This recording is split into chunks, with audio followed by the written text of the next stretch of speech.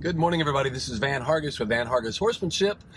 Today, I'm going to talk about a thing that it was a great video that one of our top hand members sent us last night, actually, and wanted me to kind of give her an opinion of what I thought about the video and what my take was on it. And the reason she was asking is because she's heard me say numerous times, whether it be on our podcast, in other words, so many different things, or so many different times I say these things, which are basically my priorities in getting a horse to do their job. In other words, my priorities are just this. Number one, I want to teach the horse to seek the path of least resistance. Number two is we want to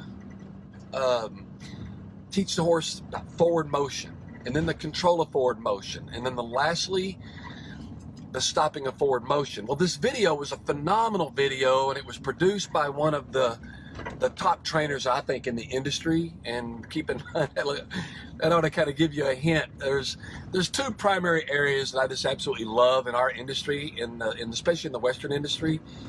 I love cutting, of course. I kind of grew up doing a little bit of that and just loved it. Started a boatload of futurity prospects in my time, starting them under saddle.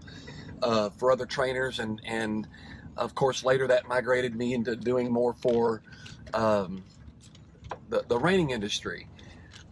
And because of that, I really like starting horses for those two industries, for cutting, basically cattle work, and of course reining. I just love both of those. I love starting babies for those. I've shown and competed a little bit in those. I can't hang my head up there and say I'm one of the best by any stretch of imagination in that area, but I just love those areas. And one of the best trainers in the industry in one of those areas produced this video, and his emphasis was stopping, and how important that was. And I want to reiterate here that on the video, both in the round pen and under the saddle, he was emphasizing stopping and how keenly important that is. However, he already had the horse moving out. You see, in other words, the horse was already moving well. The horse already had a really good forward motion and a cadence about it. So that part was already established. Even though he didn't cover that part in the video, he already had that established. Everybody knows, and especially in those two specific areas of the industry, cutting, and basically anything to do with our cattle work, whether cutting, working cow horse, and then of course in reining, big stops are paramount. Number one, in the reining, we get scored on our big stops.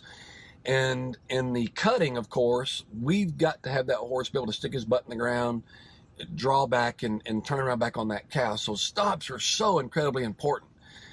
But we got to get where we're going before we stop. So even though that video was I think it was a phenomenal video. It was produced well, worded well.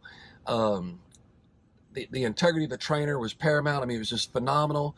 Therefore, I totally agree with the video and the importance of getting those big, soft, correct stops and teaching the horse how to do them really well.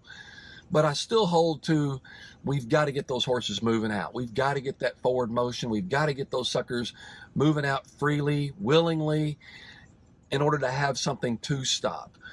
And if we get those two priorities mixed up, we'll end up with a horse that's really good at not only stopping, but not going. So in order to develop a really good stop, we've got to have that horse moving out freely, moving out willingly, and also in the process being very soft at all times, because a horse that's freely and quietly and moving out very relaxed and is also very soft in his face, very soft in all of his body parts, he will probably be a good stopper. That and darn good genetics and good practice. And we've no matter how good the genetics and no matter how good the horse is built and put together, no matter how soft they are, we've still got to teach them how to stop properly for the appropriate event and what we're trying to get achieved.